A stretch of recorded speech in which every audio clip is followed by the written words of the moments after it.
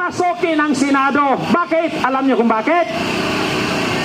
Dahil may bagong liderato sa Senado, matatapos ang impeachment, magyawang walang saysay, at ang kinakatakutan nila, pag naging Blue Ribbon Committee Chair, si Senador Marcolita, mabubulat-lat lahat ng ebidensya,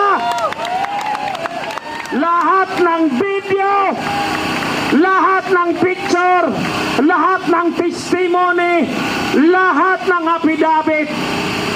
Bubulat-latin lahat yan ng magaling na senador natin at ginagalang na Senator Rodante Marcolita.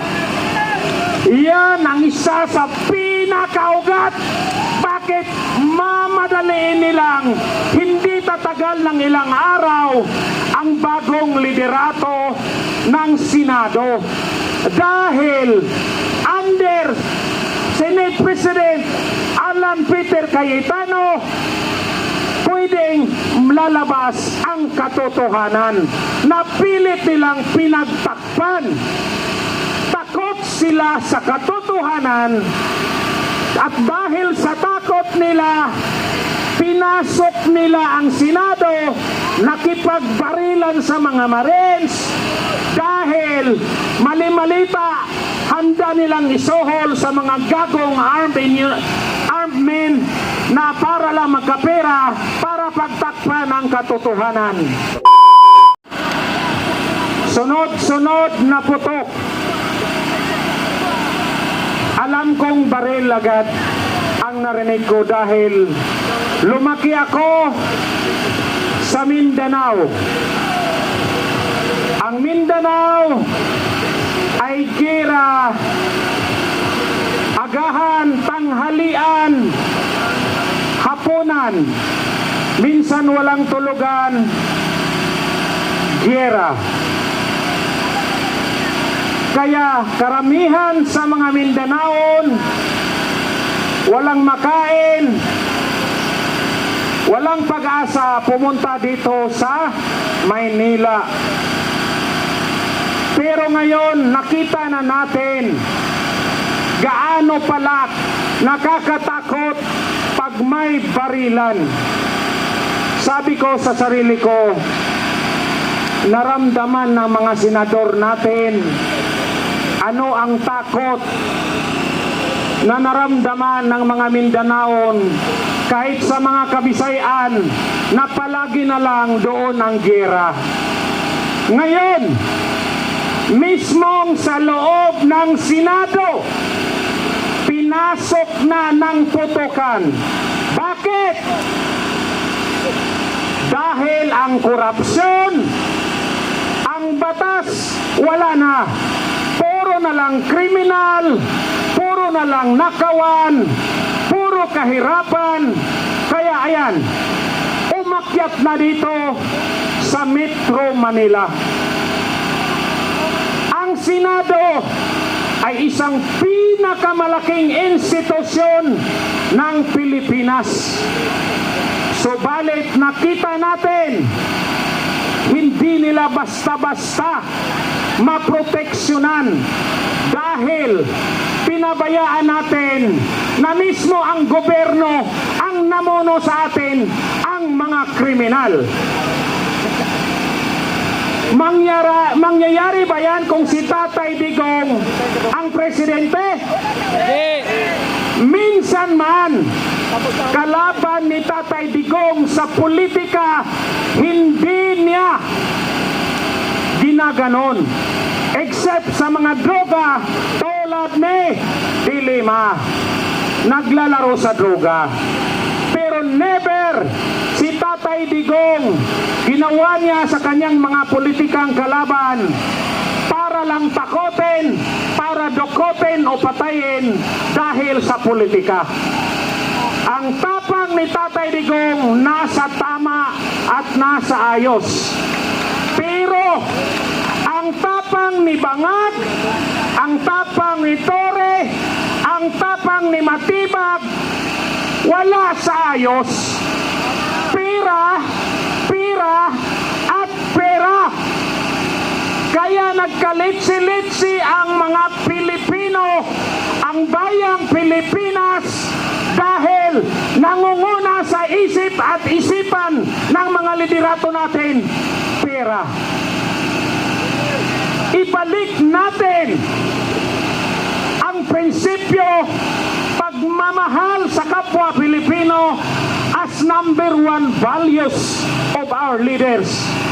Dahil kung merong ganyang leaders tulad ni Tatay Digong, sana ang mga natatakot, ang mga kriminal, mga adik, mga korap at magnanakaw. Pero sa gabing ito, nakita natin na ang natatakot ang mga senador, ang mga elitista. Bakit? Dahil ang liderato natin ay sirang-sira na sa loob. Wasak na sa loob. Wala na po tayong batas. Ang 18 Marines, pinakita na nila, ito malita-malita. 3 taon kaming nag-deliver ng nakaw na pera. Anong ginawa?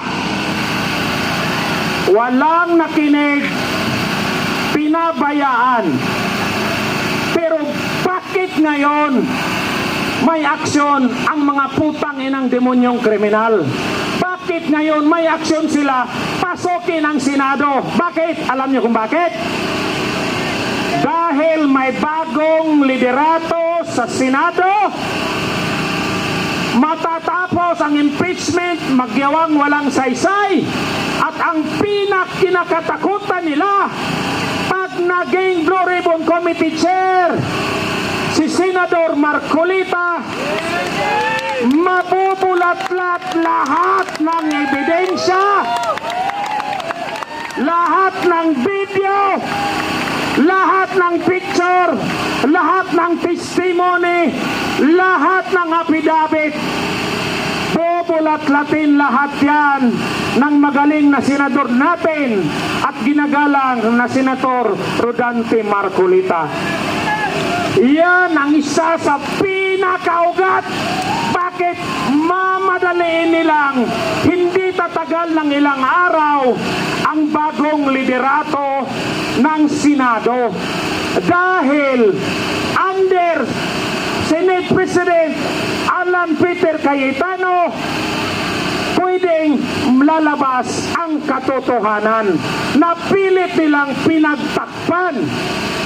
Takot sila sa katotohanan, at dahil sa takot nila, pinasok nila ang Senado, nakipagbarilan sa mga Marines. Dahil mali-malita, handa nilang isuhol sa mga gagong armed men na para lang magkapera, para pagtakpan ang katotohanan. Kaya tayong mga Pilipino, kung gusto natin ng pagbabago, isa na ito sa pinaka-importante sa kasaysayan ng Pilipinas. Dahil pag pinayagan natin na ang Senado mawala, ma-overrun, makontrol ni Bangag, anong mangyayari? Balik tayo sa ONU. Kaya sa lahat ng nakikinig, punta na kayo dito sa Senado. Ating protektahan si Senator Bato, ang Senado, habang matitino pa ang nasa liderato. Maraming salamat. Maraming salamat, Punta naman dito. Kuya John. At ngayon po mga kasama, ay kakarating lang Labil. ng isang nating magiting na kasama,